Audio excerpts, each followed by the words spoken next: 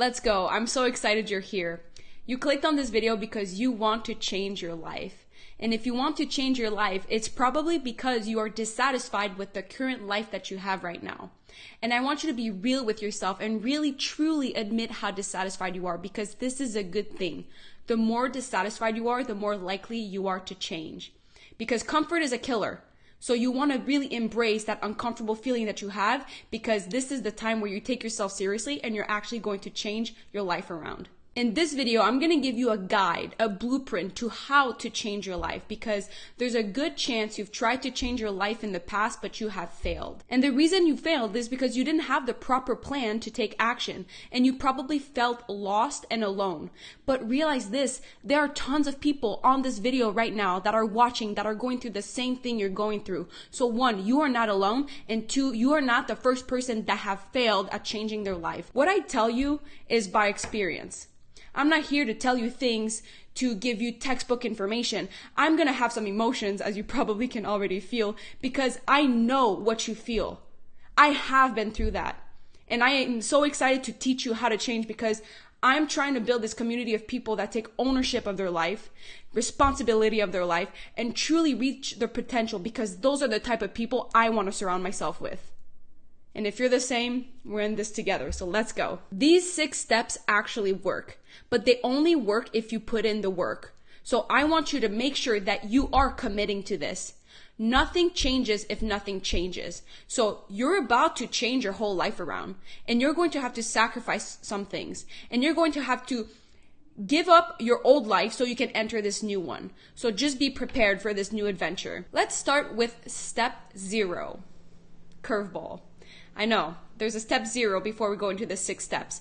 And this is one of the steps that most people avoid because they don't realize that this is more important than anything.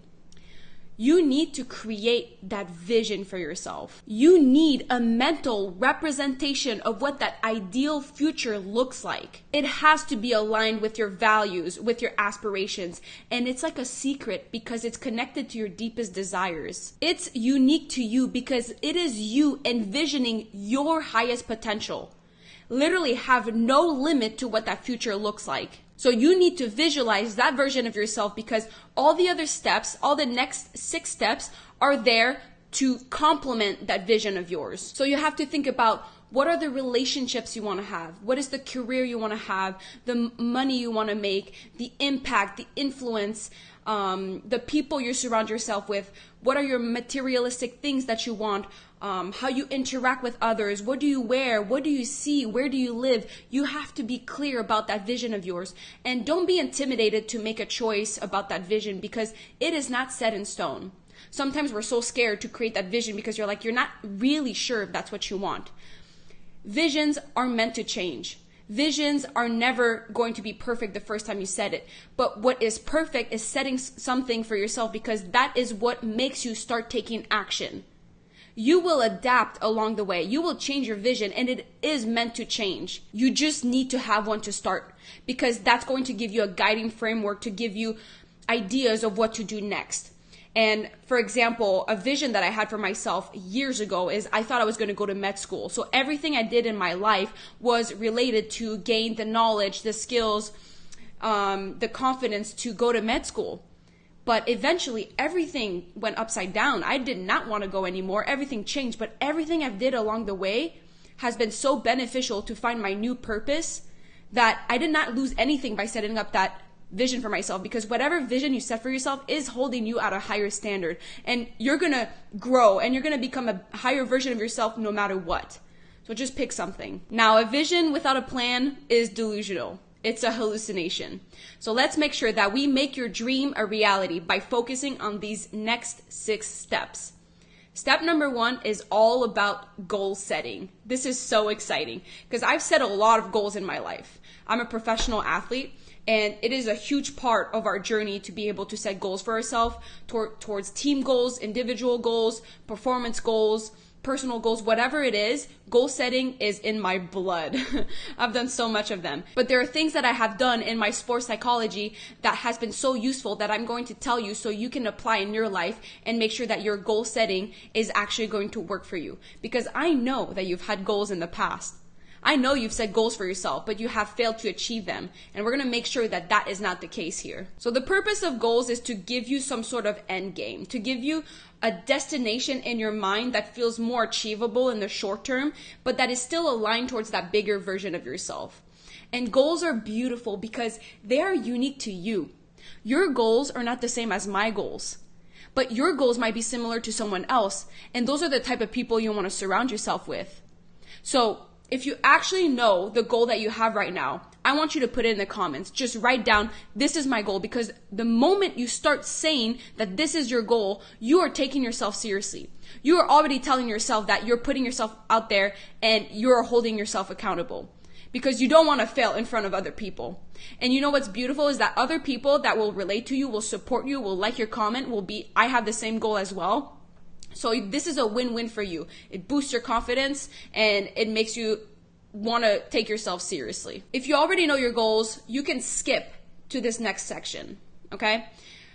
Skip to the next timestamp. But if you have a difficulty figuring out what your goals should be right now, I'm going to go through all different categories for you to give to have inspiration and ideas. So here are some common goals that you can start thinking about. You could want career success, where you build a business, start a side hustle, turn your passion into money. You could also have financial stability goals, where you save for retirement or pay off your debt, have comfortable living, buy a new house. You could have health and wellness goals, where you get fit, you get lean, you lose weight, you eat healthy, you just feel good, right? You can have personal development goals, where you increase new skills, knowledge, emotional intelligence, increase focus, time management, productivity, all that jazz. You could have relationship goals, whether it's with your friends, your romantic partner, your family. Creativity and self-expression goals, where you engage in new hobbies. Maybe you write a book, compose music, start learning a new language. Maybe you paint, any hobby. You can have spiritual growth, where you do meditation, you want to engage in more prayer, you go to church, whatever it is. You can have travel and adventure goals, where you want to explore new places, engage in different cultures, create some lasting memories, and, YOLO type of person. You can have contribution and impact goals, where you want to volunteer, maybe you want to participate in activism, philanthropy. Oh my God, those are hard words for me. You know what I'm saying. And then finally, you could have some work-life balance goals.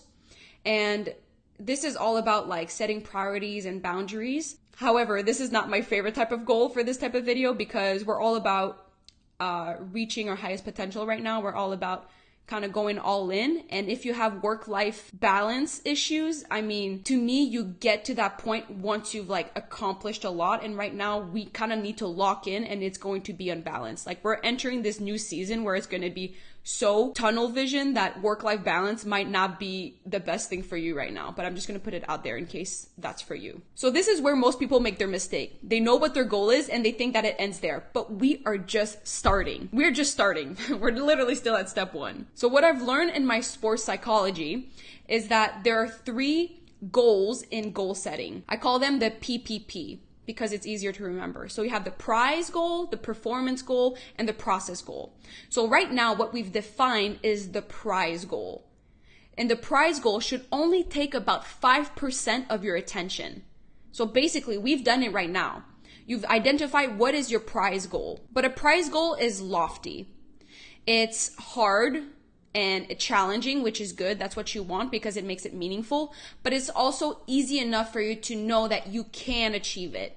However, it's still kind of long term, and you need to have a performance goal that is the bridge to getting on track to your prize goal. Does that make sense? So your performance goal is basically some milestones that you should have that reminds you that you're on track to your bigger goal. And that should take about 15% of your attention.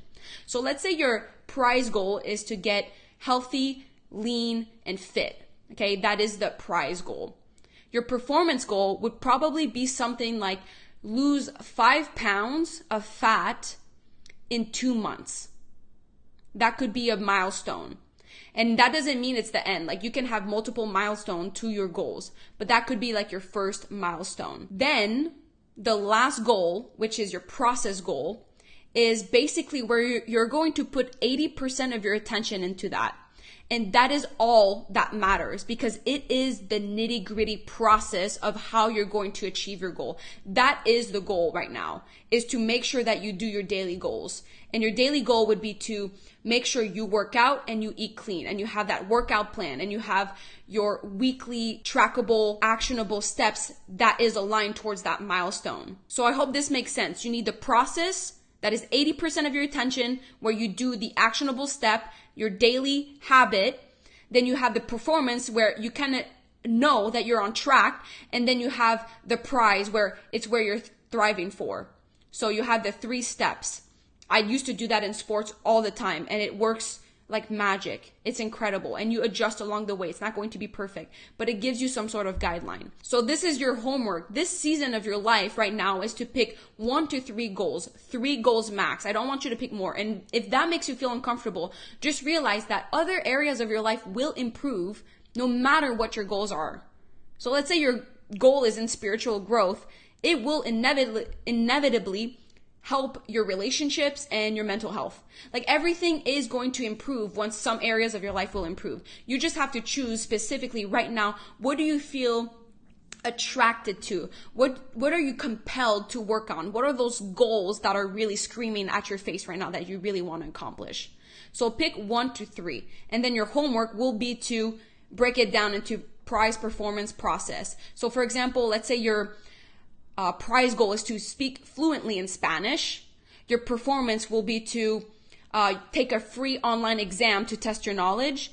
And then your process, which is where you'll put most of your attention, is to make sure that you have daily studying of 1 hour from 5 p.m. to 6 p.m. Record yourself every Sunday speaking Spanish, and take a practice exam every 2 weeks. Something like that. Now, if you really want to take yourself seriously, you would pause the video right now, take a pen and paper, and write that down. You know that if you finish the video, you're going to lose momentum and you're going to move on with your life, and it's not actually going to change. If you want to change your life, it starts right now. So just pause the video and write that down. And if you feel comfortable, put it in the comments. It would be so sick. The next step number 2, is to do a dopamine detox.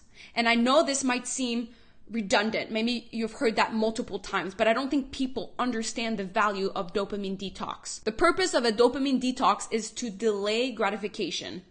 It's basically resisting the immediate reward that you get from toxic things, so you can have a more valuable, larger reward in the future. And that's what you want. Like, your large reward in the future is you becoming your highest version of yourself, is you achieving those big goals. So you need to resist temporary pleasure for your future self.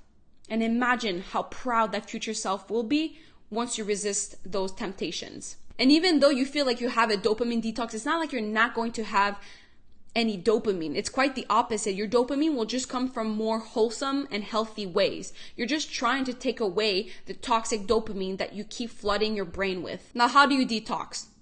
I'm going to give you my rules. 1, reduce screen time. Actually, if you want to go all in, I don't know why you wouldn't want to go all in if you're actually serious about changing your life. I would cut away all screen time that is completely unnecessary. So no binge watching TV, no video games, no porn, no social media, unless you're there to produce content because it's part of your goals, but it's all about producing, not consuming. Then no online shopping and no gambling. So nothing online. That is out. And I know that might sound scary because I bet that takes a lot of your time, but don't worry, you will have other shit to do, okay? We still have other steps to go through. Then the next thing I want you to do is, I think you should also delete dating apps. Unless you have only one goal right now and your goal is to find your partner, like that's all you care about, maybe dating apps could be useful. But in most cases, it is very contradictory to your goals, because if you're on a dating app right now, not only is it a distraction, but 2, you are working on yourself right now. You are making drastic changes in your life, and you are going to be a different person. So whoever you think you want right now, whatever you think you deserve, is not going to be the same thing a couple weeks or months from now once you've evolved into a new person. So you don't want to start investing in a relationship where you're going to settle for less than what you want. You are in the process of changing. Once you quit this video and you take yourself seriously, you are going to be a different person every single day.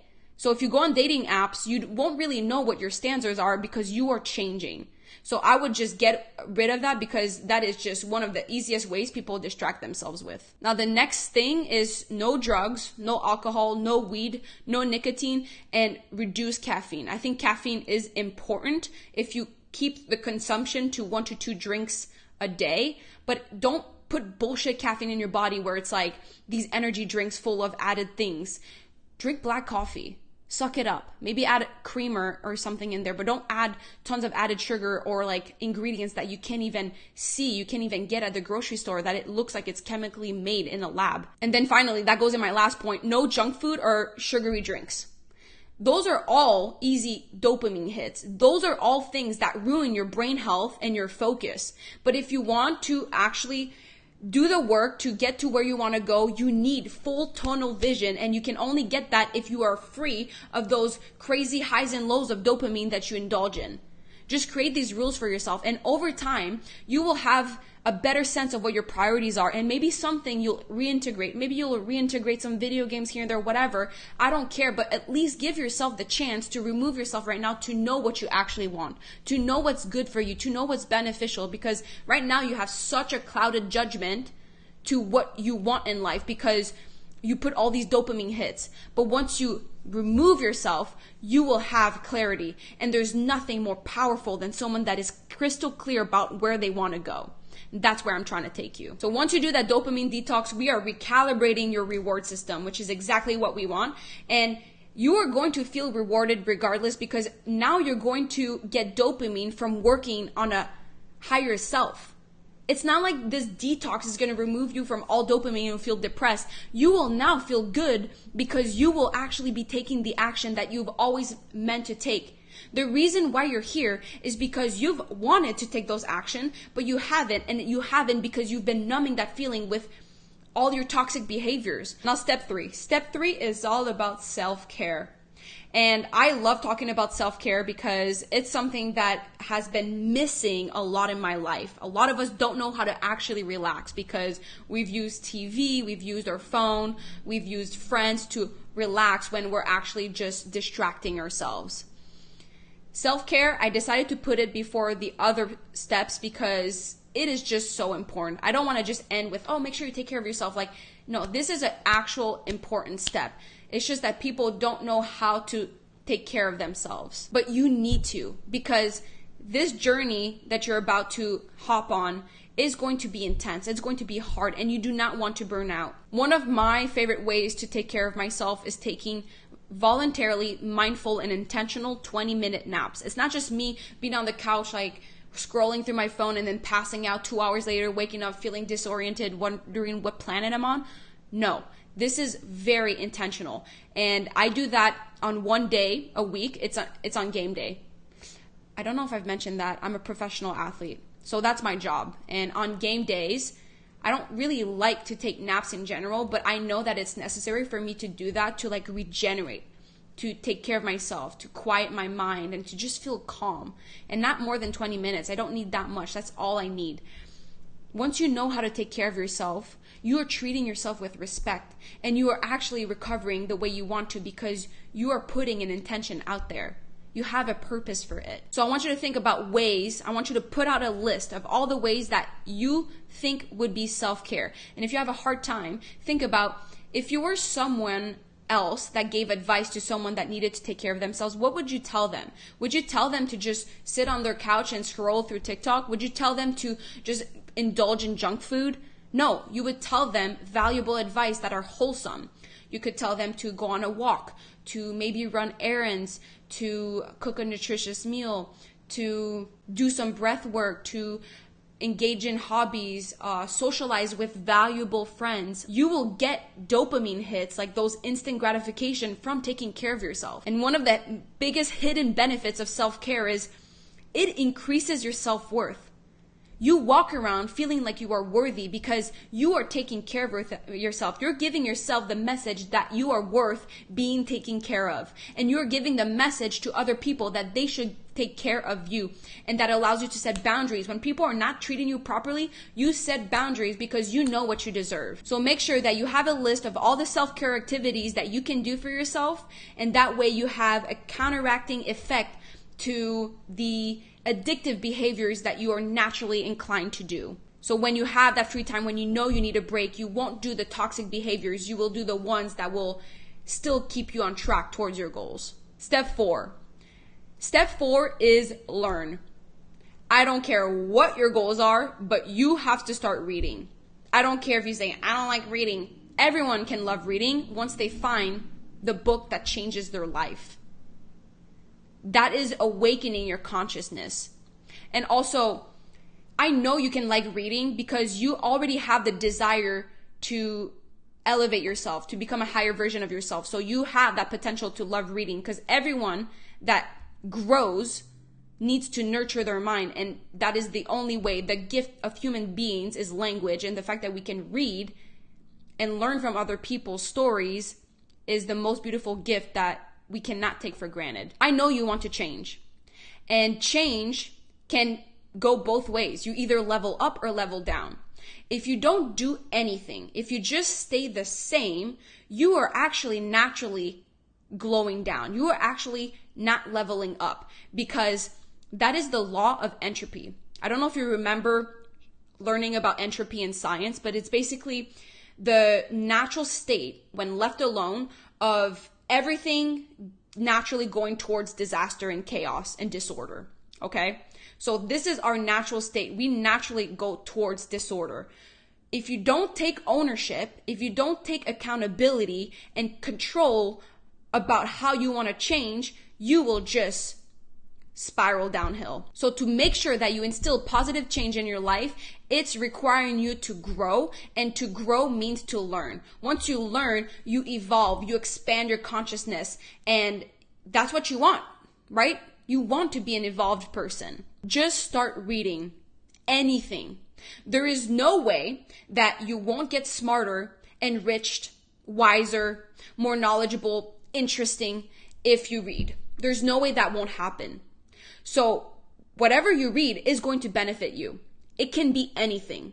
And if you don't know what to read, go where you're curious. The tiniest of curiosity that you have is enough for you to go and figure out a book about that. Don't try to copy me. Don't try to ask everybody else what they want to read or what they read. Go where you are curious. And it doesn't matter if it's fiction or nonfiction. There's benefits to everything. So fiction books, if you read fiction books, it reduces stress. It makes you acquire new language skills. You are able to understand how storytelling is happening, so you're better able to do it yourself. I remember I was curious about the ACOTAR series, if you've read it. What a wonderful series. So I was curious about that because everyone was talking about it, and I was like, how can something about fairies and fantasy and romance be so popular?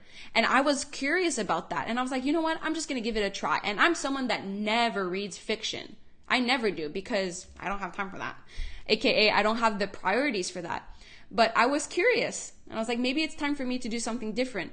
And doing so was so amazing. It allowed me to have so much excitement in my life, because I don't have that many dopamine hits besides, working towards my goals.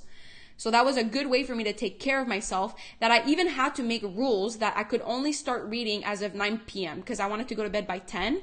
So I was like, if my rule is at 9 p.m., I have an hour before bed where I can read. And that allowed me to go to bed earlier and on time, because I was so excited to go to bed. Reading fiction is also beneficial for you. Don't think that reading fiction is not valuable. And then your nonfiction book, it could be literally anything. You will gain knowledge. You will gain new perspectives. You will foster critical thinking. There's no way you can lose by reading. That's all I want to say. I don't know why I'm spending so much time trying to convince you to read. I think you already know that, but it literally takes one book to change your life. One book. And you're going to increase those chances to finding that book if you're actually being real with yourself into what you're curious about. Okay, step 5. We're almost there. So step 5 is make sure that you have some time on quiet mode. I call it the D&D mode, like do not disturb. Like sometimes people talk to me and they're like, hey, like we went out last night. Where were you? I was like, sorry, I was D&D. I was on do not disturb because I was chasing my dreams, baby. But anyways, so you need some quiet time to self-reflect. And the most practical and useful way for you to get started is to journal. And I know you might feel a little uncomfortable sometimes writing things down because you're like, what am I going to write? It won't sound poetic. It won't sound like you're very intelligent. But I promise you, writing is the best thing you can do for yourself because it allows you to fully, clearly see what you're thinking about. Sometimes it's like in there and it's like overwhelming, but once you have it on paper, you realize it's something that you can solve. It's something that you can work with. If you have a hard time knowing what to journal, if you have a hard time going into your mind to self-reflect, you can go on Google and just ask for journal prompts. Or my favorite thing to do is go on Pinterest. I love Pinterest. So I would go on there and just write journal prompts about this, or maybe shadow work about that. You can also buy books. Like there's I think I have it here. Wait, this one's pretty good. It's called the Shadow Work Journal. I like it a lot. And the best thing about self-reflection is like, not only are you a fucking badass because you're taking some time to like cultivate self-awareness, but you actually develop the practical skill of being better at decision making. Because once you're clear about your life situation, you're able to tackle it in a more graceful way, in a way that takes into account the impact of your action. And then at that point, you'll realize that every little action, every little decision you make every single day matters, and you treat what you do with respect because you know that it impacts your future. One of the best skills I've developed that I couldn't have predicted from doing so much self-reflection is becoming a better problem solver. That's a quality that most people say I have that is very dominant in my life. When something happens to me, I don't turn to being a victim. I immediately go and think about how I can find a solution. And that's something that will carry with me in anything I pursue in life. When I want to become an entrepreneur, I know that that will be a huge asset that I have because I know I will succeed. I will always find solutions to things. And you know, sometimes you cannot have a solution to something. Like there are things that you cannot control, but then the solution is to accept what you can't control. But there is always something that you can do. There is always something that you can control, either it's your mindset or something actionable. So that's good because it creates so much optimism and hope in my life and positivity. And I think it brings people up with me. So if you want to be that type of person, it's by journaling. Just make sure that you have this habit that you will put in your daily structure, which actually goes to my last point. The step number 6 is to structure your whole day. Make your whole day a routine. And I know it sounds unrealistic, but hear me out. The first thing you want to do is to look at your schedule and look at all the things that you actually commit to and that you cannot change or will not change. For example, if I look at my schedule, I have training almost every day that I have to go and I want to go. Like this is my job. This is a commitment that I have, but I cannot have the flexibility to move it around. So I look at my schedule and I look at the calendar and I block those in. Like those are the times that is dedicated for me to do my job. I cannot change that. But then when you look at your free time, you need to get rid of things that are not aligned towards your goals. If you are having things that you can delegate or make someone do for you, or pay someone to do it for you if you have the money, you should do that. And you want to free your schedule as much as possible for you to actually make block times for what you want to do. Okay? Let me go in a little bit more into this. You want to plan from A to Z your day. So let's say you have your block schedule for your work, but your time outside of work are your most important ones. That's where you want to schedule in your block times for your actions towards your goal. So let's say your goal was to learn a new language. You want to put that in your schedule. Let's say your goal is to become fit. You want to put your workouts in. So you want to put all of your goals in there. Don't forget, you need to put your self-care blocks. And sometimes you don't know what type of self-care you want to do, but you need to put in at least the opportunity for you to do self-care. And like I said, you've put out a list. So when you enter that phase, you have a list to look up for that, okay, I could do this, or that for me to take care of myself. That's what I do for my schedule. My self-care starts at after dinner, like after 6:30. That's when I have a block for self-care. Sometimes I have so much momentum. I'm like, I don't even need to do self-care. Like, I just feel so good. I'm going to keep working. But other times I'm like, hell yeah. Like, it's time for me to take care of myself. I know it's necessary. I know it's beneficial for my goals. So I'm going to do it. And then I look into all the lists that I put out for myself and realize, okay, what do I feel like I need right now? This also builds like some sort of self-awareness, some sort of questioning, tuning in into what you need for yourself. And then you decide, oh, I need to go for a walk, or maybe I need to call a friend, or whatever you need, you will know.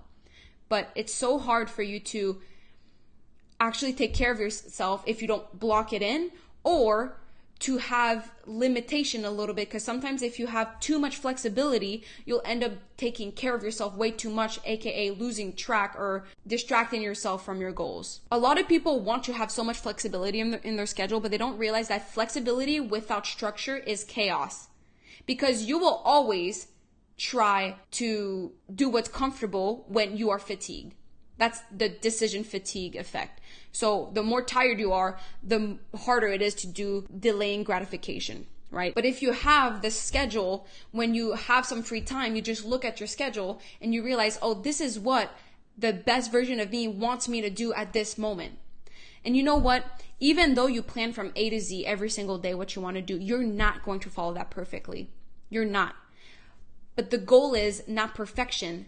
It's progress. It's you consistently trying to follow that schedule every day. Some days you'll do it 80%, sometimes 100%, sometimes 20%. But the fact that you're trying every day, that's how you instill that new habit of you becoming that higher version of yourself. One of the habits that I wanted to instill in my life is I wanted to make sure that I stretched every day, because I hated stretching. It felt too slow. It felt like I wasn't really gaining momentum towards my other goals. Like, it just felt long and not fun, and it was just really hard for me. So what I did is, an hour before work, I show up earlier. I'm the first one that shows up to work, and there's nothing else to do there than stretch. There's no TV or anything. Like, there's nothing I can do. So I make myself stretch because I commit to show up there an hour early.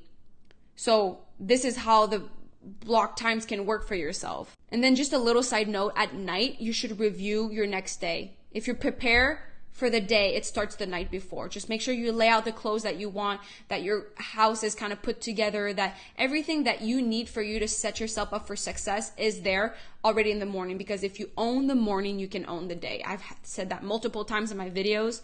If you look back at one of my previous videos about 5 ways to improve your life, I spent a whole chapter about talking about owning your morning routine, which is basically doing the hardest task of the day first thing in the morning. Because if you do the hardest task first, that sets you up for success. If not, if you do the little things, it will take a lot of effort for you to eventually do the harder thing, because you're already going to be tired from your day, and then you have to do the hardest thing. Just wake up earlier, tackle the hardest task of the day, and then you're building that momentum. And then you're like, I'm feeling so good because I started the day so strong that it just keeps you going. So that's it. That's all I have for you. This was my 6 steps plus step 0 for you to start taking ownership of your life and change it towards that future vision for yourself.